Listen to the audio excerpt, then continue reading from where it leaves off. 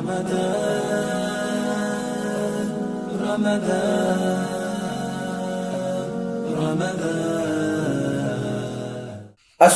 আলাইকুম ওয়া রাহমাতুল্লাহি ওয়া বারাকাতুহু।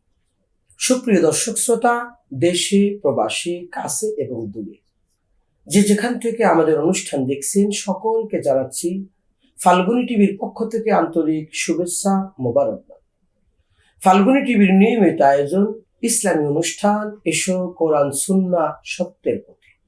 এই অনুষ্ঠানের মাধ্যমে আমরা ইসলাম ধর্মের বিভিন্ন বিষয় নিয়ে আলোচনা করে থাকি। আজকে একটি অত্যন্ত গুরুত্বপূর্ণ বিষয় নিয়ে আপনাদের মাঝে উপস্থিত হয়েছি পবিত্র মাহে রমজান মাসে। আর সেই বিষয়টি হলো, রোজা কি শুধু উম্মতে মুহাম্মাদের জন্যই নাকি অন্য নবীর উম্মতের জন্য ছিল? এই গুরুত্বপূর্ণ আলোচনার জন্য আমরা আজকে ফাল্গুনী টিভির স্টুডিওতে উপস্থিত হয়েছি। দুইজন দেশ বরেণ্য আলেম আজকে আমাদের স্টুডিওতে উপস্থিত হয়েছে। আসুন সর্বপ্রথম আমরা আপনাদের সাথে এই আলোচক দ্বয়ের পরিচয় করিয়ে দিচ্ছি। আমার সাথে যিনি আছেন, হযরত মাওলানা শিব্বির আহমেদ, RN, দারুস সুন্নাহ মডেল মাদ্রাসা, ঢাকা। আসসালামু আলাইকুম ওয়া রাহমাতুল্লাহ। এবং আমাদের সাথে আরো রয়েছেন হাফেজ মাওলানা শাহ মোহাম্মদ আবু জাফর ফয়জি, যিনি রিয়াজুল জান্নাহ জামে মসজিদ, আশুলিয়া, ঢাকা। আসসালামু আলাইকুম ওয়া রাহমাতুল্লাহ। এবং গোটা অনুষ্ঠান জুড়ে উপস্থাপনায় রয়েছি আমি আলহাজ মাওলানা সাব্বির আহমদ ওসমানী। সুপ্রিয় দর্শক শ্রোতা, পবিত্র মাহে রমজান এসেছে সিয়াম সাধনার জন্য। এই পবিত্র মাহে রমজানের রোজা আমরা রেখে থাকি, আমরা উম্মতে মুহাম্মাদী। কিন্তু আমাদের নবী মুহাম্মদ সাল্লাল্লাহু আলাইহি ওয়াসাল্লাম, তার মাধ্যমে আমরা রোজা পেয়েছি। মূলত এই রোজা কি আমরা শুধু আমাদের নবীর মাধ্যমে আমরাই পেয়েছি, আমরাই কি রোজা আদায় করছি, নাকি তার পূর্বে যে 1,24,000 নবী রাসূল পয়গম্বর ছিলেন, তারা এবং তাদের উম্মতের জন্য ফরজ ছিল? এই বিষয়টি নিয়ে আলোচনার জন্য আমি হযরত মাওলানা শিব্বির আহমেদ সাহেবকে অনুরোধ জানাচ্ছি। ইন্নাল হামদুলিল্লাহ নাহমাদুহু ওয়া নুসাল্লি আলা রাসূলিহিল কারীম, আম্মা বাদ। উপস্থিত ফাল্গুনী টিভির সম্মানিত পরিচালক, কাছের ও দূরের দর্শকবৃন্দ, দেশের ও প্রবাসের দর্শকবৃন্দ, সবাইকে জানাই এই পবিত্র মাহে রমজানের সাদর অভিনন্দন ও সালাম। আসসালামু আলাইকুম ওয়া রাহমাতুল্লাহি ওয়া বারাকাতুহু।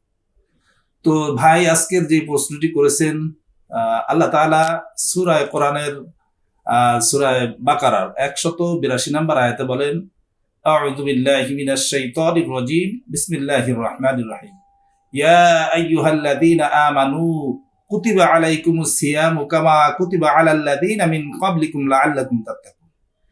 হে বিশ্বাসীগণ, হে ঈমানদারগণ, তোমাদের উপরে রোজা ফরজ করা হয়েছে যেমনি ভাবে ফরজ করা হয়েছিল তোমাদের পূর্ববর্তীগণদের উপর। যদি তোমরা রোজা পালন করো, সম্ভবত তোমরা মুত্তাকি হয়ে যাবে। তো এখানে এই আয়াতের ধারা স্পষ্ট প্রমাণ করে যে আল্লাহ তাআলা বলে দিলেন, তোমাদের উপরে রোজা ফরজ করা হয়েছে যেমনি করা হয়েছিল তোমাদের পূর্ববর্তীগণদের উপরে।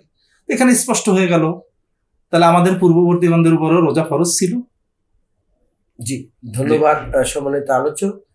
আমরা কোরআন থেকে যেভাবে পাচ্ছি যে শুধু আমাদের জন্যই নয়, পূর্ববর্তী নবীদের জন্য, নবী রাসূলদের উম্মতের জন্যই রমজানের রোজা ফরজ করা হয়েছিল। জি, সম্মানিত আলোচক হযরত মাওলানা শাহ মোহাম্মদ আবু জাফর ফয়জি সাহেব, আপনি যদি বলতেন যে কোন নবীর যুগে কতটি রোজা কিভাবে তারা পালন করতেন, এই বিষয়ে যদি একটু আলোকপাত করতেন। ধন্যবাদ। আসসালামু আলাইকুম রহমতুল্লাহ। সুপ্রিয় ফাল্গুনী টিভির উপস্থাপক ও সুপ্রিয় দর্শক শ্রোতা, সকলকে রমজানের প্রীতি ও শুভেচ্ছা জানিয়ে আমি আমার বিষয়ে আলোচনা করছি। আলহামদুলিল্লাহি রাব্বিল আলামিন। আল্লাহ রাব্বুল আলামিন কোরআনুল কারীমে যে ইরশাদ করেছেন রোজা ফরজ, এই রোজাগুলি শুধু আমাদের এই রাসূল আকরাম সাল্লাল্লাহু আলাইহি সাল্লামের উম্মত হিসাবে যে ফরজ পেয়েছি এমনটা নয়। ইতিপূর্বেও যত নবী রাসূল আসছেন প্রত্যেকের জন্যই রোজা ফরজ ছিল, ধারাবাহিকভাবে ভিন্ন ভিন্ন রূপে। এমত অবস্থায় হজরতে আদম আলাইহিস সালাম তার প্রতিও রোজা ফরজ ছিল। হজরত আদম আলাইহিস সালাম রোজা রাখতেন। এরপর ধারাবাহিকভাবে দেখা যেত যে তিনি 3 দিন করে রোজা রাখতেন। এই 3 দিন করে রোজা রাখতেন, এটাকে আইয়ামে বীজের রোজা বলা হয়। পরবর্তীতে এই 3 দিনের রোজা ধারাবাহিকতায় চলে আসার পরে প্রতি আরবি মাসে 13, 14, হ্যাঁ। 15 প্রতি আরবি মাসের 13, 14, 15 এটাকে আইয়ামে বীজ বলা হয়। এ রোজা ধারাবাহিকভাবে রাখা হতো। হযরত নূহ আলাইহিস সালাম রোজা রাখতেন। হাদিসের মধ্যে আসছে যে সর্বপ্রথম হযরত আদম আলাইহিস সালাম রোজা রাখা শুরু করেছেন। আবার কেউ কেউ বলছেন যে না, হযরতে নূহ আলাইহিস সালাম রোজা রাখা শুরু করেছেন। এমনি করে হযরতে নূহ আলাইহিস সালাম রোজা রেখেছেন, ধারাবাহিকতা বজায় রেখেছেন। হযরতে ইব্রাহিম আলাইহিস সালাম রোজা রেখেছেন। হযরতে দাউদ আলাইহিস সালাম রোজা রেখেছেন। হযরতে দাউদ আলাইহিস সালামের রোজাটা ছিল একদিন পর একদিন। এমনি করে রোজা রাখার ইতিহাস আমাদের কাছে চলে আসে। ঠিক সেই ধারাবাহিকতাই আমরা রোজা রাখতেছি ইনশাআল্লাহ। ধন্যবাদ সম্মানিত আলোচক। আমরা আলোচনার মাধ্যমে বুঝতে পারলাম যে আদম নবী থেকে শুরু করে হযরত ঈসা রুহুল্লাহ পর্যন্ত সমস্ত নবী রাসূল এবং তাদের ওই যুগের উম্মত যারা ছিল তাদের জন্য বিভিন্ন ভাবে রোজা ফরজ ছিল। তবে আমাদের মতো প্রতি বছর 1 মাস লাগাতার 29 বা 30 দিন রোজা এইভাবে নয়। এক এক নবীর যুগে এক এক রকমের রোজা ছিল। কেউ মাসে 3টি করত, কেউ একদিন পর একদিন করত, কেউ আবার অন্যান্য নিয়মে রোজা রাখতো। এমনও নবীর জন্য রোজা ছিল সেই রোজায় সাহারি থাকতো না, সাহারি ছাড়া রোজা রাখতেন। এমনও রোজা ছিল যেই রোজা না খেয়ে নয়, কথা না বলে থাকার রোজা, এমন রোজাও ছিল। আল্লাহ রাব্বুল আলামিন বিভিন্ন ভাবে বিভিন্ন নবীকে বিভিন্ন রোজার বিধান দিয়েছে এবং তারা করেছে। কিন্তু আখিরে জামানের নবী মুহাম্মদ সাল্লাল্লাহু আলাইহি ওয়াসাল্লাম তিনি তার উম্মতের জন্য আল্লাহ রাব্বুল আলামিনের কাছ থেকে যে রমজানের রোজা এনে দিয়েছে এটা কিয়ামত পর্যন্ত বলবৎ থাকবে। এটা হলো পবিত্র মাহে রমজানে শুরু হয়, শাওয়াল মাসের চাঁদ ওঠার মাধ্যমে যেই রমজানের রোজা শেষ হয়, ঈদের মাধ্যমে আমরা সমাপ্ত করে থাকি। সম্মানিত দর্শক শ্রোতা, সময় হলো ছোট্ট একটি বিরতির পরে আমরা এই গুরুত্বপূর্ণ আলোচনা নিয়ে আবার ফিরছি। সে পর্যন্ত সকলে আমাদের সাথেই থাকুন।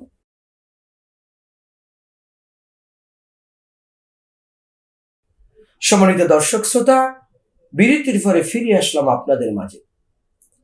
আপনারা শুনতেছিলেন রমজানের রোজার ব্যাপারে আলোচনা। উম্মতে মুহাম্মাদীর জন্য শুধু রোজা নয়, রোজা অন্যান্য নবীর উম্মতের জন্য ছিল। তো এই রমজানের রোজা আমরা রাখছি, এই রোজার মাধ্যমে কি কল্যাণ পেতে পারি, উম্মতে মুহাম্মাদীর জন্য কি কি কল্যাণ বয়ে আনতে পারে এই মাহে রমজানের রোজা, এই বিষয়ে আলোচনার জন্য হযরত মাওলানা শিব্বির আহমেদ সাহেবকে অনুরোধ করছি। জি, আলহামদুলিল্লাহ। তো রমজান এটার ব্যাপারে স্পষ্ট হাদিস রয়েছে, আমরা সবাই জানি কম বেশি, যে রোজা হলো মানুষের আসিয়ামু, মানে ঢাল স্বরূপ আর কি। আসিয়ামুল জুন্নাহ। হ্যাঁ, আসিয়ামুল জুন্নাহ, অর্থাৎ রোজা হলো মানুষের জন্য, মুমিনদের জন্য, ইমানদারদের জন্য ঢাল স্বরূপ। ঢাল মানুষ যুদ্ধ করতে গেলে তার দেহকে রক্ষা করার জন্য যেভাবে তীরের আঘাত, তারপরে তরবারির আঘাত থেকে ঢাল তাকে হেফাজত করে, ঠিক সকল অন্যায়, অপকর্ম, পাপাচার এর থেকে এ রোজা মানুষদেরকে হেফাজত করে। এজন্য আল্লাহ নবী সাল্লাল্লাহু আলাইহি ওয়াসাল্লাম বলছেন যে রোজা হলো মুমিনদের জন্য ঢাল স্বরূপ, বা রোজাদারদের জন্য এটা একটা ঢাল। এরপরেও আপনি দেখেন এই আমাদের দেশে বিভিন্ন ইন্ডাস্ট্রি রয়েছে, সারা বছর চলার পরে তাদের মেশিনটাকে বছরে একবার তারা মানে ওয়াশ করে এবং এই মেশিনেরকে আবার পুনর্জীবন ফিরিয়ে আনে, কিছুদিন বন্ধ দিয়া তারপর ওটাকে ওয়াশ করে। ঠিক প্রতিটি মানুষের দেহ দীর্ঘ 1 মাস রোজা রাখার পরে সে আবার নতুন করে সজীবিত হয়, আল্লাহ তাআলা এটা করে দেন।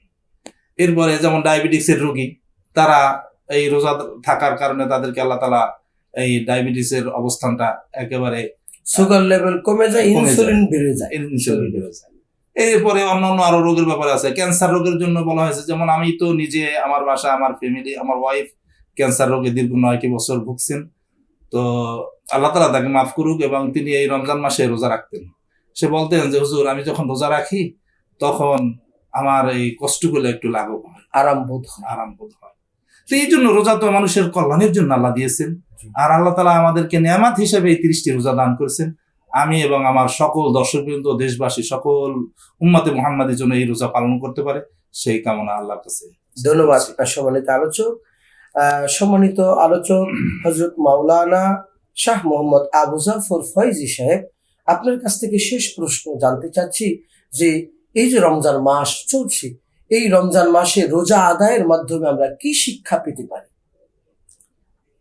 আলহামদুলিল্লাহ ভাই, অত্যন্ত সুন্দর একটি প্রশ্ন করছেন। রমজান মাসের রোজার মাধ্যমে আমরা যে শিক্ষা পেতে পারি, যে অর্জনটা আমাদের হয়, আল্লাহ রাব্বুল আলামিন কোরআনুল কারীমের মধ্যে বলেছেন, হুদাল লিন-নাস ওয়া বাইয়িনাতিন মিনাল হুদা ওয়াল ফুরকান। কোরআনুল কারীম তো আল্লাহ তাআলা নাজিলই করেছেন রমজান মাসে। রমজান মাসে নাজিল হয়েছে এই কোরআনুল কারীম, মহামণ্ডিত আল্লাহ তাআলার পক্ষ থেকে যে মহান বিধান, এই বিধানটা আমরা কোরআনুল কারীম আমরা রমজান মাসে পেয়েছি। তো এই বিশাল বরকতময় কোরআনুল কারীম আমরা পেয়েছি, আর এটা রমজান মাসে পেয়েছি বিদায় রমজানে এর গুরুত্ব এবং তাৎপর্য বেড়ে যায়।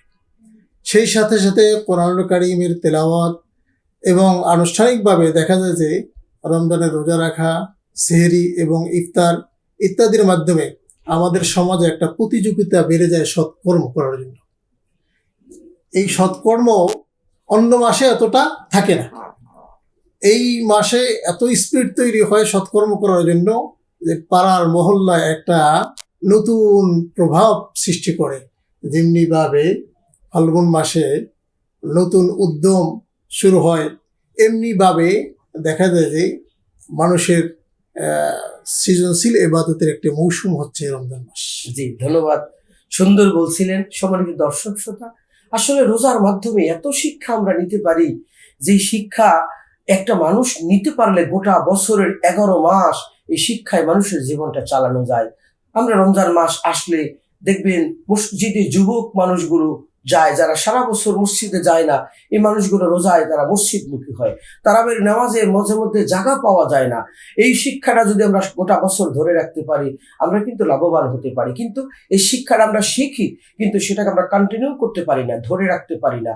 সাধারণত দেখেন, আমরা রোজা থেকে আরো অনেক ধরনের শিক্ষা নিই। ছোট্ট একটা বাচ্চা, 5 বছর 7 বছর একটা বাচ্চা রোজা রেখেছে, মা বাবাকে দেখি এই বাচ্চাটা দুপুরবেলায় খুব পানির পিপাসা লেগেছে, তাকে যদি বলে বাবা একটু পানি খেয়ে নাও, সে বলবে না, খাবো না। বলে কেন? দরজা লাগিয়ে খাও, কেউ তো দেখবে না। সে বলবে আম্মু, আল্লাহ তো দেখছে। ছোট্ট বাচ্চা, সেও দিনের বেলা রোজা রেখে পানি পান করে না, কারণ সে জানে আল্লাহ দেখছে। কিন্তু বাচ্চার বাবা, সে কিন্তু দিনের বেলা টেবিলের নিচ দিয়ে সে ঘুষ খাচ্ছে, তার আরেকজন কিন্তু এই খাদ্যে ভেজাল মিশাচ্ছে, মাপে কম দিচ্ছে, বিভিন্ন ধরনের পাপের কাজ করতেছে। তারা রোজা রেখে এই কাজ করে, তারা কিন্তু শিক্ষা নিতে পারছে না। তাহলে রমজান মাসে যে শিক্ষাগুলো আমরা নিই, যে রোজা রাখলে আমরা দিনের বেলা খেতে পারবো না, কারোর সাথে মারামারি করতে পারবো না। রাসূল বলছে, তোমার সাথে কেউ যদি ঝগড়া করতে আসে, তুমি বলো ইন্নী সাইমুন, আমি রোজাদার, আমি তোমার সাথে ঝগড়া করতে পারবো না। গালাগালি করতে পারবেন না। রোজা রাখা অবস্থায় কোনো পাপের কাজ করা যাবে না। এমন কিছু কাজ আছে যেটা করলে রোজা পর্যন্ত ভেঙে যায়। তাহলে রমজান মাসে যে শিক্ষাগুলো রোজা আমাদেরকে দিল, গোটা 11 মাস যদি এই শিক্ষাটা নিয়ে আমরা আমাদের জীবনকে পরিচালিত করতে পারি, অবশ্যই আমরা আত্মশুদ্ধির মাধ্যমে একজন পরিপূর্ণ মানুষ হতে পারবো। এই শিক্ষা যেন আমরা ধরে রাখতে পারি। আল্লাহ রাব্বুল আলামিন আমাদের সকলকে সেই তৌফিক দান করুন, আমিন। সম্মানিত দর্শক শ্রোতা, দেখতে দেখতে অনুষ্ঠানের শেষ পর্যায়ে চলে এসেছি। বাকি আলোচনা আমরা পরবর্তী অনুষ্ঠানে করব। সকলকে দেখার জন্য আমন্ত্রণ জানিয়ে আজকের অনুষ্ঠান এখানে শেষ করছি। আসসালামু আলাইকুম ওয়া রাহমাতুল্লাহি ওয়া বারাকাতুহু।